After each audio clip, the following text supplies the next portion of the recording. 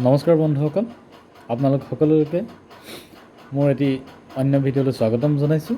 আৰু আজিৰ এই ভিডিঅ'টোত এটি নতুন বিষয় লৈ আহিছোঁ। আজিৰ এই ভিডিঅ'টোত আমি এবেকাছৰ বিষয়ে আমি আলোচনা কৰিম।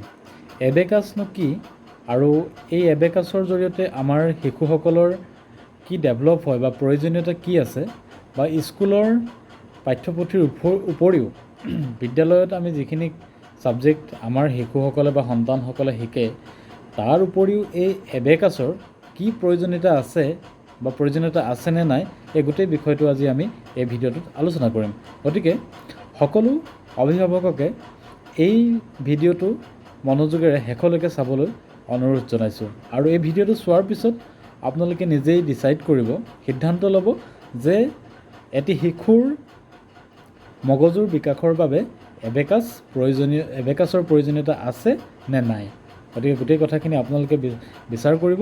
মই মাত্ৰ এবেকাছৰ বিষয়ে বা এবেকাছে আমাক কেনেধৰণে এটি শিশুৰ মগজুৰ বিকাশ কৰে বা আমাৰ বেনিফিটছ কি পায়, এবেকাছ কৰিলে আমাৰ উপকাৰিতাসমূহ কি কি, এই বিষয়ে আজি আমি আলোচনা কৰিম। এটা কথা ঠিক, এবেকাছৰ বিষয়ে আমাৰ গ্ৰাম্য অঞ্চলৰ প্ৰায়বিলাক অভিভাৱকেই বিশেষ একো নাজানে।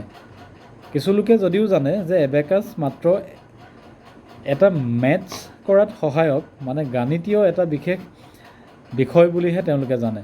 কিন্তু ইয়াৰ বাদে এবেকাছৰ আন আন কি কি উপকাৰিতা আছে, বা এবেকাছে এটি শিশুৰ ব্ৰেইনৰ মগজুৰ গঠন প্ৰণালী কিদৰে সহায় কৰে, বা আমাৰ যি দুইটা right brain and left brain দুইটা সমানে ডেভেলপ হোৱাত কেনেধৰণে সহায় কৰে, এই বিষয়ে কিন্তু আমাৰ অভিভাৱকসকলে বিশেষভাৱে একো নাজানে।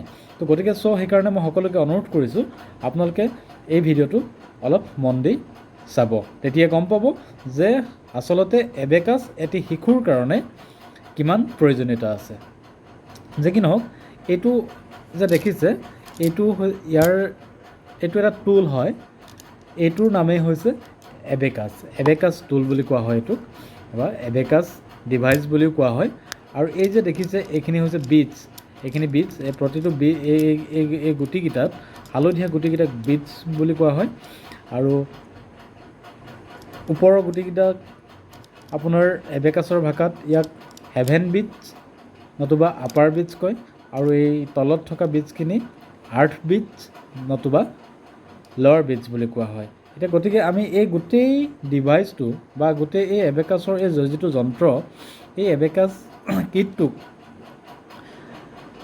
কি কয়, এই গুটিখিনিক কি কয়, এই গোটেই ফ্ৰেমটোক কি কয়, বা মাজত থকা এই যে দেখিছে এইডাল বাৰ, এই বাৰডালক কি কয়, আৰু কেনেকুৱা ধৰণেৰে ইয়াত এটি শিশুৱে এই গুটিকেইটা হিচাপ কৰিয়ে গণিতৰ সমস্যা সমাধান কৰিব পাৰে, বা লগতে এই যন্ত্ৰটোৰ জৰিয়তেই যে তেওঁলোকে কেনেধৰণে নিজৰ ব্ৰেইন ডেভেলপ কৰিব পাৰে।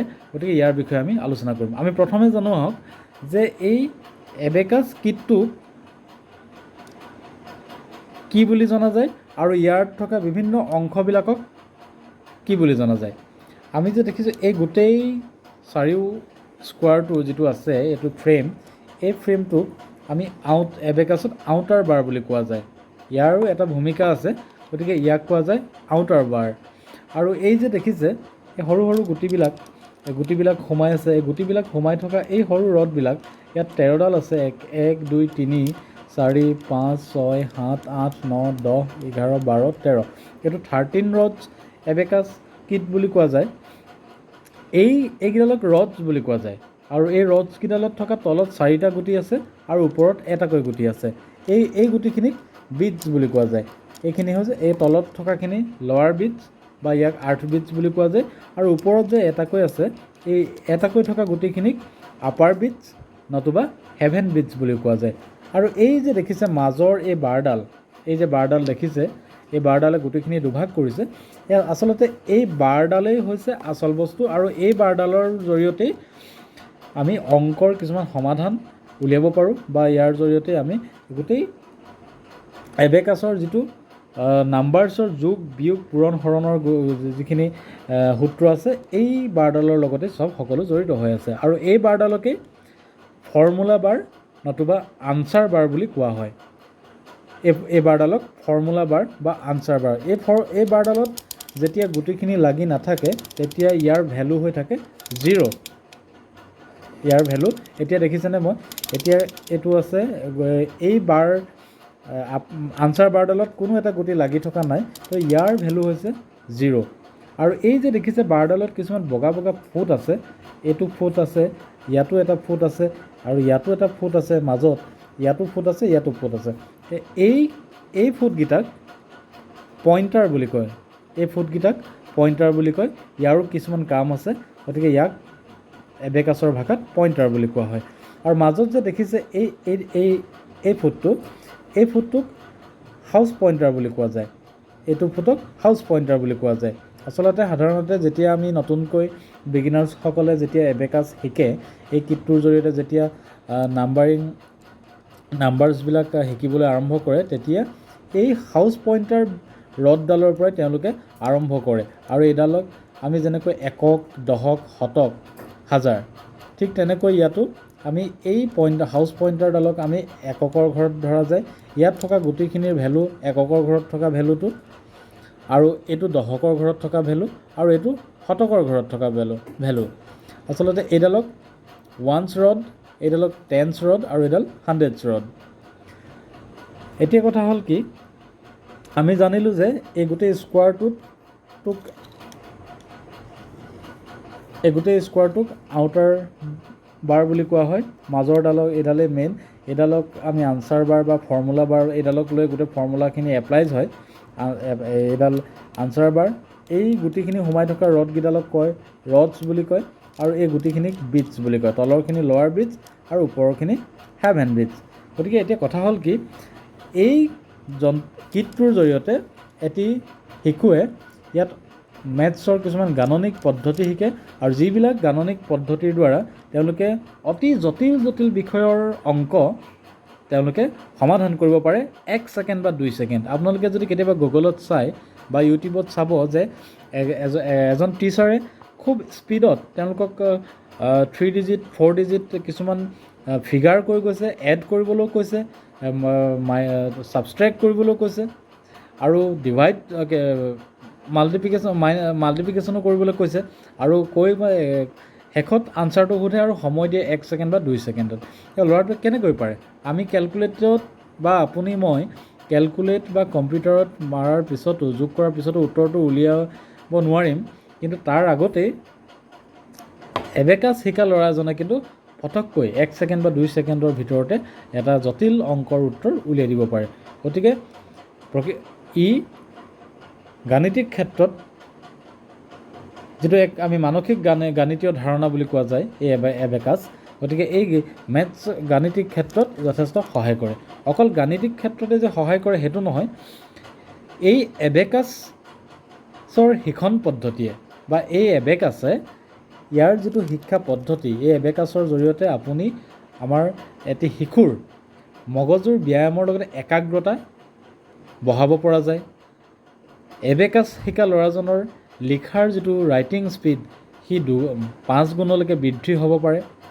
গাণিতিক দক্ষতা বাঢ়ে, আৰু মন দি শুনাৰ যি দক্ষতা সেয়া বৃদ্ধি পায়, বা দৃশ্যগতভাৱে স্মৰণ কৰিব, যাক আমি ভিজুৱেলাইজ কৰোঁ, আমি ইম্প্ৰুভ টু ভিজুৱেলাইজ মেমৰি, বা সৃজনী শক্তিৰ বিকাশ সাধন হয়, আত্মবিশ্বাস বঢ়াই তোলে। কিবা এটা কাৰণত তেওঁ যিটো আমাৰ সাধাৰণতে কি হয়, ল'ৰাবিলাকৰ কনফিডেঞ্চটো কম থাকে যে পাৰিম নে নোৱাৰিম। পৰীক্ষা হোৱাৰ লগে লগে তেওঁলোকে ভয় কৰে, ইছৰাম কি হ'ব, মোৰ পৰীক্ষা আহিছে, মোৰ একোৱে মনত নাই। বা কিছুমানৰ পৰীক্ষাৰ সময়ত আপোনাৰ ফোবিয়া পৰ্যন্ত হৈ যায়, যাৰ জ্বৰ উঠে পৰীক্ষাৰ 2 দিনৰ আগত বা এদিনৰ আগত তেওঁলোকৰ জ্বৰ হয়। এইটো এটা তেওঁলোকৰ কনফিডেঞ্চ নথকাৰ কাৰণে আচলতে এনে প্ৰব্লেমছবিলাকে দেখা দিয়ে।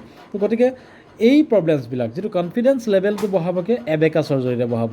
ইয়াত আমি কি হয়, আপুনি যদি এজন শিশুৱে এবেকাছ শিকে, তেতিয়াহ'লে এবেকাছ শিকিলে তেখেতৰ কি ডেভেলপ হ'ব? তেখেতৰ আমাৰ যিটো right side brain and left side brain, দুটা ব্ৰেইন আছে। আমাৰ মগজুত দুটা পাৰ্ট আছে, এটা হ'ল ৰাইট ব্ৰেইন আৰু এটা হ'ল লেফ্ট ব্ৰেইন। আমাৰ লেফ্ট ব্ৰেইনত আছে logic, analysis, sequencing, linear, mathematics, facts, think in words of song and computation. এইখিনি আছে আমাৰ লেফ্ট ব্ৰেইনত আৰু ৰাইট ব্ৰেইনত আছে ক্ৰিয়েটিভিটি, ইমাজিনেশ্যন, হলিষ্টিক থিংকিং,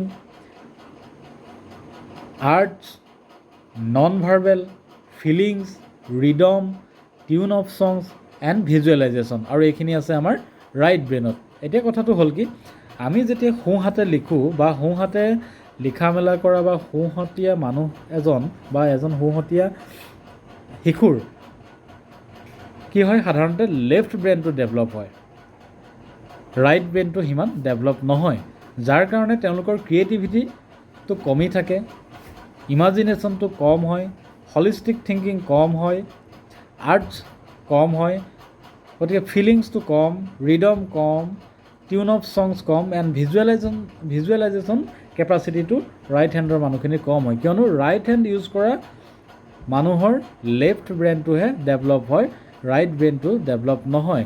গতিকে এই এবাকাছৰ জৰিয়তে আপুনি লেফ্ট এণ্ড ৰাইট আপুনি দুইটা ব্ৰেইন আমি সমানে ডেভেলপ কৰিব পাৰোঁ, যাৰ ফলত এবেকাছ শিকা ল'ৰাজনৰ ক্ৰিয়েটিভিটি, থিংকিং, মেমৰি পাৱাৰ,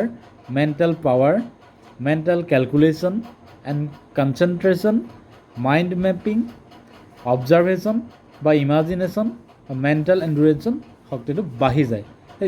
ইয়াৰ জৰিয়তে কি হয়, যাৰ যিটো কনফিডেঞ্চ লেভেল যাৰ নাই, মই পাৰিমেই বা মই এইটো কৰিব, পৰীক্ষা হ'লেও যাৰ যি নাৰ্ভাছ নকৰাৰ এই শক্তি, তেওঁলোকে কনফিডেঞ্চ লেভেল এটা আহে, তেওঁলোকে কিবা এটা যিকোনো এটা বস্তু শুদ্ধ সিদ্ধান্ত এটা বিচাৰ বিবেচনা কৰিব পৰা এটা লেভেল আহি যায়, তেওঁলোকে মাইণ্ড মেপিং কৰিব পৰা হৈ যায়, তেওঁলোক মেণ্টেল কেলকুলেশ্যন, এই যে 1 ছেকেণ্ড 2 ছেকেণ্ডত আপোনাৰ 3 ডিজিট 4 ডিজিট 5 ডিজিট এনেকুৱা দীঘল অংকবিলাকৰ উত্তৰ 1 ছেকেণ্ডতে দি দিব পাৰে বা 2 ছেকেণ্ডতে দি দিব পাৰে, যিটো আপুনি আৰু মই কেলকুলেট ইউজ কৰি উত্তৰ উলিয়াব নোৱাৰোঁ।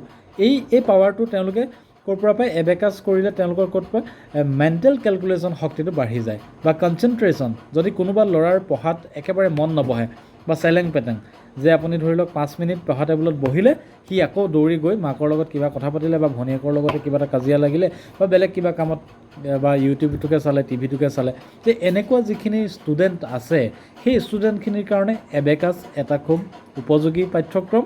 এবেকাছ যদি তাক 2 বছৰ এবেকাছ শিকায়, তেতিয়াহ'লে তাৰ মনৰ যি স্থবিৰতা আহে, তাৰ কনচেনট্ৰেশ্যন পাৱাৰটো বাঢ়ি যায়, সি একেটা বিষয়ত একাগ্ৰতাৰে সি আগ্ৰহেৰে সি কাম কৰিব পৰা হয়, তাৰ নিজৰ কৰিব লগা কামখিনি সময়মতে কৰিবলৈ সি কৰিব পৰা হয়, তাৰ যিটো কনচেনট্ৰেশ্যন লেভেলটো বাঢ়ি যায়, তাৰ ক্ৰিয়েটিভিটি থিংকিং বাঢ়ি যায়, মেমৰি পাৱাৰ বাঢ়ি যায়। গতিকে এই এবেকাছটো এজন শিশুৰ কাৰণে যথেষ্ট প্ৰয়োজনীয় এটা বিষয়।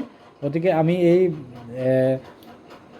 আজিৰ ভিডিঅ'টোৰ জৰিয়তে যিখিনি মানুহে আমি এবেকাছৰ বিষয়ে আমাৰ সম্যক জ্ঞান নাই বা এবেকাছনো কি আমি নাজানো, বা কিছুমানে জানিলেও এটাই জানে যে এবেকাছে অংকত সহায় কৰে। আচলতে এইটো ভুল ধাৰণা। এবেকাছে অকল যে অংকৰ ক্ষেত্ৰত বা গাণিতীয় সমস্যাবিলাকতে যে সি সমাধান কৰে সেইটো নহয়। এবেকাছ শিকা ছাত্ৰ এজনৰ হোল ব্ৰেইন ডেভেলপ হয়, তেওঁলোকৰ ক্ৰিয়েটিভিটি বাঢ়ে, থিংকিং বাঢ়ে, তেওঁলোকৰ মেথমেটিক্সত তেওঁলোকৰ লেভেলটোতো বাঢ়েই, তাৰোপৰি তেওঁলোকৰ যিটো মেইন কনচেনট্ৰেশ্যন, যিকোনো এটা বিষয়ত তেওঁলোকে মনোযোগ দিব পৰা সেই গোটেই গুণটো কিন্তু এবেকাছৰ জৰিয়তে তেওঁলোকৰ লেভেলটো বাঢ়ি যায়। গতিকে অবজাৰ্ভেশ্যন বা আৰু ইমাজিনেশ্যন, যিটো আমি দৃশ্যগত বা ভিজুৱেলাইজেশ্যন, এই শক্তিখিনি তেওঁলোকৰ বাঢ়ি যায়, যাৰ ফলত এজন ষ্টুডেণ্টে নিজৰ কৰিবলগীয়া কামখিনি তেওঁলোকে সময়মতে চিনচিয়াৰলিভাৱে তেওঁলোকে কৰিব পৰা হৈ উঠে। গতিকে এবেকাছটো আমাৰ শিশুসকলৰ কাৰণে যথেষ্ট এটা প্ৰয়োজনীয় এটা বিষয়। গতিকে আমি যিখিনি মানুহে এবেকাছৰ বিষয়ে নাজানো, গতিকে তেখেতলোকক আমি অনুৰোধ কৰিছোঁ, গতিকে আপোনালোকৰ শিশুসকলৰ মনোযোগ বৃদ্ধিৰ কাৰণে, তেওঁলোকৰ একাগ্ৰতা বৃদ্ধিৰ কাৰণে, তেওঁলোকৰ কনচেনট্ৰেশ্যন পাৱাৰ বঢ়াবৰ কাৰণে, মেমৰি পাৱাৰ বঢ়াবৰ কাৰণে, ক্ৰিয়েটিভিটি থিংকিং বঢ়াবৰ কাৰণে আপোনালোকে কিন্তু এবাকাছত আপোনালোকে শিশুটো এডমিশ্যন কৰক বা এবাকাছ শিকাওক। আপোনালোকে য'তে নিশিকাওক লাগে আপোনালোকে শিকাওক। যদি আপোনালোকে আমাৰ চেণ্টাৰটো আহিব বিচাৰে তেতিয়াহ'লে আপোনালোকে কমেণ্ট কৰিব।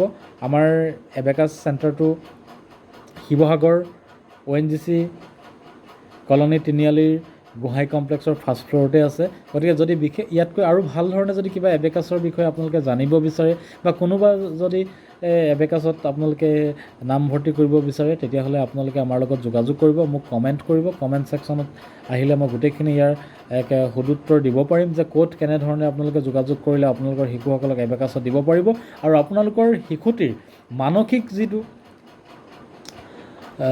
ভাৱে আপোনালোকে সবল কৰিব পাৰিব, শক্তিশালী কৰিব পাৰিব, তেওঁলোকৰ পঢ়াৰ ক্ষেত্ৰত কনচেনট্ৰেশ্যন মনোযোগ তেওঁলোকৰ বৃদ্ধি কৰিব পাৰিব, একাগ্ৰতা বৃদ্ধি কৰিব পাৰিব।